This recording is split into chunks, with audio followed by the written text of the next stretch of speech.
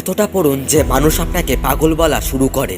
গরমের সময় পাখা নেই, কুলার নেই, এসি নেই, এক বিচ্ছিন্ন গ্রামে যা শহরে 4 জন মানুষও জানে না। রাস্তা এতটাই এবড়ো খেবড়ো ছিল যে 4 পা হাঁটাও কঠিন ছিল। পরিবারের অবস্থা এমন যে শালা মনে হয় আত্মহত্যা করি। একজন বাবা যিনি উপার্জন করেন এবং 3 সন্তান এবং মা যারা সে সামান্য আয়ে জীবিকা নির্বাহ করেন। রাত নামছিল, গরমে অস্থির হয়ে গোটা গ্রামের মানুষ এপাশ থেকে ওপাশ গরমে মানুষ রাতে ঘুম শেষ করছিল। একটা লাইট তো ছাড়ো, একটা মোমবাতি জোগাড় করাও কঠিন ছিল। কিন্তু তখনই একই গ্রামে একটা কুড়ে ঘরে একটা ছোট্ট লণ্ঠন জ্বলছিল, যেখান থেকে 3 মিটার দূরে একটা ছোট্ট ছেলে ঘামে ভিজে গিয়েও বই পড়ছিল। সে ঘামে একেবারে ভিজে গেছে, মনে হয় যেন ঘামে স্নান করেছে, কিন্তু তারপরও তার দিকে তাকিয়ে মনে হয় না যেন সে গরম অনুভব করছে বা অন্ধকার এবং ঘাম তাকে বিরক্ত করছে। সে কেবল পড়ছিল। বইয়ের মধ্যে সে এতটাই হারিয়ে গিয়েছিল যে সে পড়া ছাড়া আর কিছুই জানে না। আগুনের গোলার মতো গরম ও ঘামেও তিনি বিরক্ত হননি। রাত 12টা, তারপর 1টা, 2টো, আর এখন বাজে 3টে। সে ছেলে কবে থেকে পড়তে বসেছিল জানি না, কিন্তু এখনো পর্যন্ত পড়ালেখাই করছে।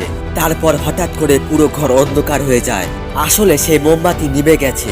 সে সময় ছেলেটির মনে কি চলছিল বলতে পারেন? সে সময় ওই ছেলেটির মুখ থেকে যাই কথা বেরোচ্ছিল, শপথ করে বলছি তুমি তা উপভোগ করবে। ছেলেটা বলল, ওহ, যদি আরেকটু পড়তে পারতাম। এখন বলুন, তোমাদের মধ্যে কেউ কি লেখাপড়ার জন্য এতটা পাগল আছো? সেই ছেলেটিকে গ্রামের সবাই পাগল বলে ডাকতো। গ্রামবাসীর কাছ থেকে জানা গেল ছেলেটি কখন পড়তে বসতো, কিন্তু কতক্ষণ পড়ালেখা চালিয়ে যাবে কেউ বলতে পারে না। বরং সে নিজেও মনে করতে পারে না যে সে কতক্ষণ পড়াশোনা করে। হ্যাঁ, আমি একমত যে এই ধরনের গল্প খুবই কমই শুনতে পাওয়া যায় এবং দেখা যায়, কিন্তু যখন শুনতে পাও তখন তোমার মধ্যে আলাদা এক আগুন জ্বলে। তুমি কি জানো এত পড়াশোনা ছেলে জীবনে এগিয়ে গিয়ে কি করে? আইপিএস স্যার হয়, নয়তো বড় এক মানুষ হয় যার মধ্যে জ্ঞান বুদ্ধি কোনো কমতি থাকে না। যখন বুকে এত আগুন থাকবে তখনই জীবনে বাঁচার মজা থাকবে।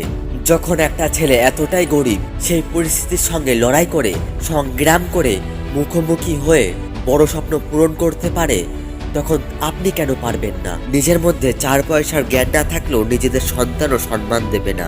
আর অনাহারে তো জীবন কাটানো খুবই কঠিন। বারবার বলছি, সব ছেড়ে দাও, সবকিছু ভুলে যাও। শুধু একটা কথা মনে মনে পরিষ্কার রাখো, এখন পড়ালেখার সময় আমাকে মজা করে পড়তে হবে। এতটাই পড়াশোনা করতে হবে যেন মানুষ আমাকে পাগল বলা শুরু করে। তুমি কোন টপিকে মোটিভেশন ভিডিও শুনতে চাও তা কমেন্ট করে জানাও। আপনারা যদি মোটিভেশন ভিডিও পছন্দ করে থাকেন তাহলে আমাদের সঙ্গে যুক্ত হতে পারেন। ধন্যবাদ।